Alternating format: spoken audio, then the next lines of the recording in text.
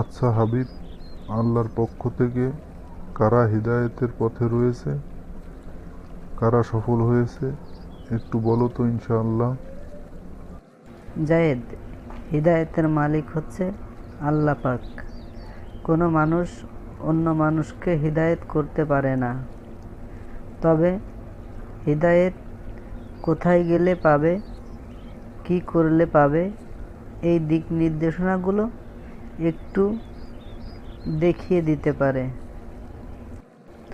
আর কেউ যদি হিদায়ত পেতে চায় তাহলে এই দিক নির্দেশনাগুলো মেনে চললে আশা করা যায় আল্লাহ সুবহানাহু তাআলার ইচ্ছায় সে হিদায়ত পাবে ইনশাআল্লাহ।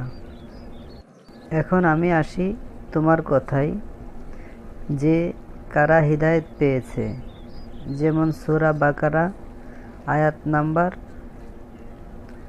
4 ও 5 আল্লাহ পাক বলতেছে, আর যারা ঈমান আনে তাতে যা তোমার প্রতি নাজিল করা হয়েছে এবং যা তোমার পূর্বে নাজিল করা হয়েছে, আর আখিরাতের প্রতি তারা ইয়াকিন রাখে, তারা তাদের রবের পক্ষ থেকে হিদায়াতের উপর রয়েছে এবং তারাই সফলকাম।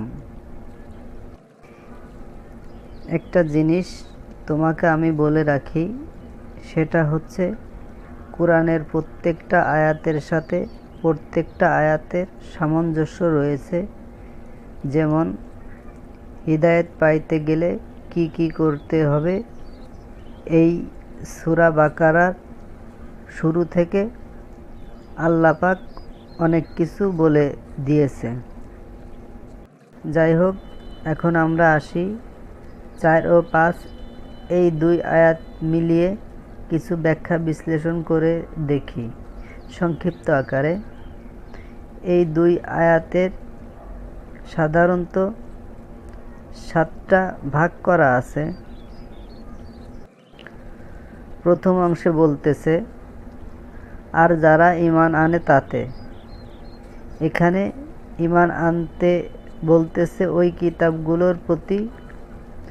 দ্বিতীয় অংশে বলতেছে যা তোমার প্রতি নাজিল করা হয়েছে। এখানে আমাদের প্রিয় নবী মুহাম্মদ সাল্লাল্লাহু আলাইহি ওয়াসাল্লামের প্রতি নাজিল করা হয়েছে। কোন কিতাবের বলো তো জায়েদ?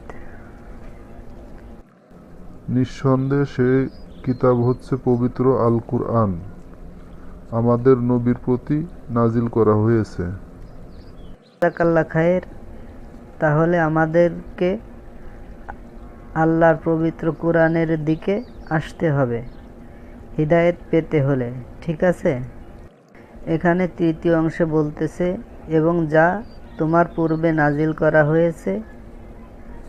আমাদের পূর্বে যে সমস্ত কিতাব সম্পর্কে আল্লাহ পাক আমাদেরকে অবগত করেছে সেগুলোর প্রতি আমাদের ঈমান বা বিশ্বাস করতে হবে যে এগুলো সব মহান রব্বুল আলামিনের পক্ষ থেকে নাজিলকৃত। তাই বলে কুরআন নাজিল করার পরে যে সমস্ত কিতাবাদি লেখা হয়েছে এগুলো কিন্তু আল্লাহর পক্ষ থেকে নাজিলকৃত না, আল্লাহর পক্ষ থেকে অনুমতিপ্রাপ্তও না। এটা কিন্তু সবসময় মাথায় রাখতে হবে। বরং এই সমস্ত কিতাবাদি আল্লাহ ও আল্লাহর রাসূলের নামে মিথ্যাভাবে চালিয়ে দেওয়া হয়েছে। যদি তুমি একটু ব্যাখ্যা বিশ্লেষণ করে দেখো, অন্তর্চক্ষু দিয়ে দেখো, তুমি কি বুঝতে পারলে জায়েদ? হ্যাঁ হাবিব, আমি বুঝতে পেরেছি যে যেগুলো আল্লাহর পক্ষ থেকে নাজিল করা হয়েছে আমাদের প্রতি নবী মুহাম্মদ সাল্লাল্লাহু আলাইহি ওয়াসাল্লামের মাধ্যমে, আর যেগুলো আমাদের পূর্বে নাজিল করা হয়েছে এগুলোর প্রতি আমাদের অবশ্যই ঈমান বা বিশ্বাস রাখতে হবে। জাযাকাল্লাহ খায়ের, তুমি একদম ঠিক বলেছ। এখন আসি চতুর্থ অংশে। আল্লাহ পাক বলতেছে, আর আখেরাতের প্রতি তারা ইয়াকিন রাখে। এই অংশে আল্লাহ পাক বলতেছে, ইয়াকিন এমন একটা শব্দ যেটা অবশ্যই অবশ্যই ঘটবে এবং অবশ্যই এর প্রতি ঈমান বা বিশ্বাস রাখতে হবে, যে আমরা মন থেকে বিশ্বাস করব আল্লাহ পাক আমাদেরকে একত্রিত করে বিচারের মাঠে হাজির করবে এবং আমাদেরকে যে ওয়াদা, যে প্রতিশ্রুতি আল্লাহ সুবহানাহু তাআলা দিয়েছে, অবশ্যই অবশ্যই সেটা আল্লাহ সুবহানাহু তাআলা বাস্তবায়ন করবে এবং বাস্তবে পরিণত হবে। এটাতে কোনো বিন্দুমাত্র সন্দেহ নাই। মূলত এগুলোই হচ্ছে ইয়াকিন রাখা বা বিশ্বাস করা। তুমি কি বুঝতে পেরেছো জায়েদ? হ্যাঁ হাবিব, আমি বুঝতে পেরেছি। আল্লাহ সুবহানাহু তাআলা এই আয়াতে যে কথা বলেছে, প্রত্যেকটা কথার উপরে বিশ্বাস রাখাকে ইয়াকিন রাখা বলে বা বিশ্বাস রাখা বলে। জাযাকাল্লাহ খায়ের, তুমি ঠিক বুঝেছ। এরপরে আমরা ৫ম নাম্বার আয়াতে দিকে আসি। ৫ম অংশে বলতেছে, তারা তাদের রবের পক্ষ থেকে। এখানে একটু চিন্তা করে দেখো, আল্লাহ পাক বলতেছে তারা তাদের রবের পক্ষ থেকে, মানে স্বয়ং আল্লাহর পক্ষ থেকে। তাহলে রবের পক্ষ থেকে কি? ষষ্ঠ অংশে বলতেছে হিদায়াতের উপর রয়েছে।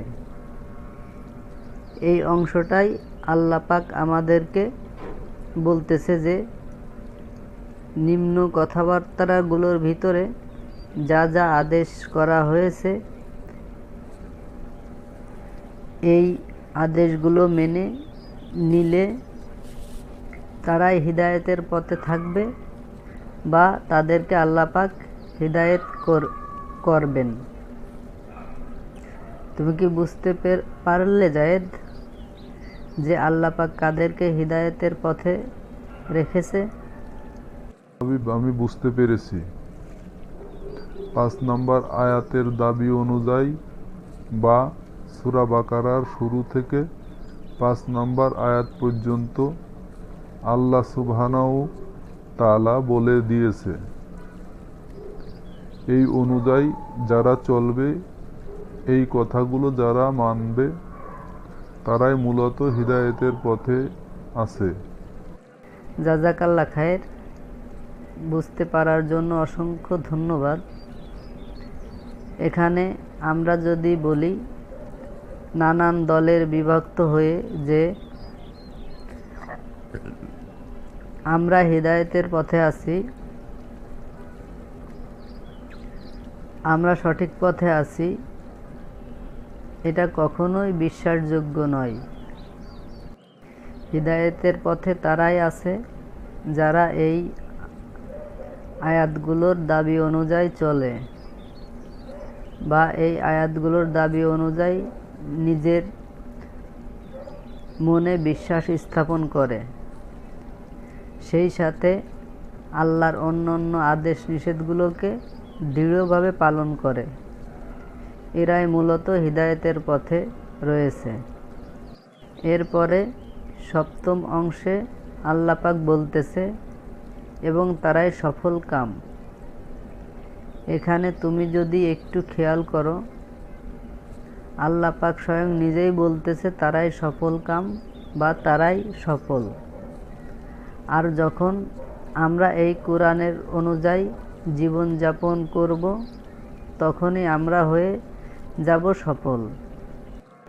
আর আমরা যখন সফল হয়ে যাব, তখন আল্লাহ সুবহানাহু তাআলা ইহকাল পরকাল উভয়কালে আমাদেরকে সম্মানিত করবেন ইনশাআল্লাহ।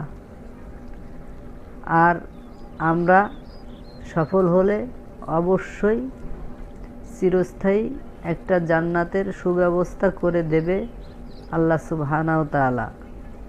তুমি কি বুঝতে পেরেছো জায়েদ? হ্যাঁ হাবিব, আমি অবশ্যই বুঝতে পেরেছি।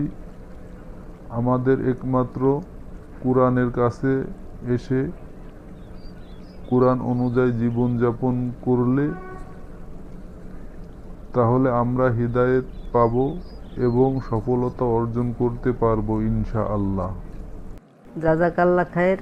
বুঝতে পারার জন্য তোমাকে অসংখ্য ধন্যবাদ। তাহলে আমি আয়াত দুইটাকে আর একবার বলি, শোনো। আর যারা ঈমান আনে তাতে যা তোমার প্রতি নাজিল করা হয়েছে এবং যা তোমার পূর্বে নাজিল করা হয়েছে, আর আখিরাতের প্রতি তারা ইয়াকিন রাখে, তারা তাদের রবের পক্ষ থেকে হিদায়াতের উপর রয়েছে এবং তারাই সফলকাম। এখানে আমাদেরকে হিদায়াতের পথে চলতে গেলে, হিদায়াত পাইতে হলে অবশ্যই এই আয়াতগুলোর উপর ফোকাস রেখে কোরআন অনুযায়ী চলতে হবে ইনশাআল্লাহ। তাহলে আমরা অবশ্যই হিদায়াত পাব। আর হিদায়াতের পথে আল্লাহ সুবহানাহু তাআলা আমাদেরকে পরিচালিত করবেন। ঠিক আছে জায়েদ, আজকের মতো তাহলে এই পর্যন্ত থাক। পরবর্তী সময়ে অবশ্যই কোনো বিষয় নিয়ে আলোচনা করব ইনশাআল্লাহ। তুমি কি বলো? আচ্ছা হাবিব, ঠিক আছে, তাহলে আজকের মতো উঠা যাক। আল্লাহ তোমার উপর রহম করুক, আল্লাহ তোমার উপর শান্তি বর্ষিত করুক। জাযাকাল্লাহ খায়ের জায়েদ। তোমার উপর আল্লাহ পাক রহম করুক, তোমার উপর আল্লাহর শান্তি বর্ষিত হোক। আমাদেরকে যেন আল্লাহ সুবহানাহু তাআলা কোরআনের কাছে এসে কোরআনের ভাষা বুঝে সেই অনুযায়ী চলার তৌফিক দান করুক। আমরা যেন কোরআনের আলোচনাগুলো সমাজের বিভিন্ন স্তরে ছড়িয়ে দিতে পারি, সেই তৌফিক দান করুক। আল্লাহ কবুল করে নিক।